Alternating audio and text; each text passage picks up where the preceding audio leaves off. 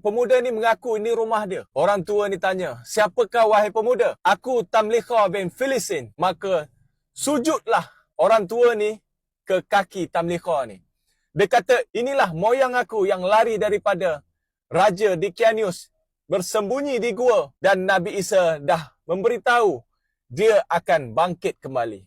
Bila dengar cerita ni, maka orang penduduk kota Ephesus ni sanjunglah Tamliha ni. Raja pun angkat Tamliha ni. Jadi raja tanya, mana lagi 6 pemuda ni? Tamliha cakap ada bersembunyi di gua. Jadi pergilah raja dan Tamliha ni ke gua ni. Bila sampai di gua tu, Tamliha cakap, sekarang ni semua tunggu di sini. Kalau semua naik, sahabat-sahabat aku ingat Raja Dicanius datang untuk buru dia. Jadi naiklah Tamliha ke gua tu balik.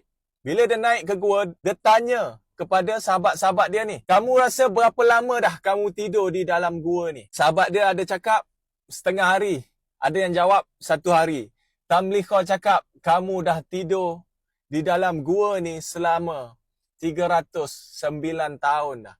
Raja Dicanius tu dah mati lama dah. Dan diutuskan kepada kaum kita seorang Nabi. Dan Nabi itu pun telah diangkat oleh Allah. Dan sekarang yang memerintah kota Ephesus ni, seorang raja yang mentauhidkan Allah dan beriman kepada Nabi Isa. Maka terkejutlah semua pemuda Ashabul Kahfi ni. Bila dia terkejut, dia cakap, kita tak boleh turun wahai Tamliha. Kalau kita turun, orang akan mengagungkan kita, mendewakan kita. Jadi kita mohon kepada Allah, untuk Allah tutup pandangan gua ni dari pandangan manusia, dan supaya Allah mematikan kita. Lalu Allah tutuplah hijab gua tu, dan Allah mematikan 7 pemuda Ashabul Kahfi ni di dalam gua tu. Apabila raja tunggu kat bawah ni, tak turun-turun Tamliha ni, maka raja tu naik dengan tentera dia ni, cari gua tu.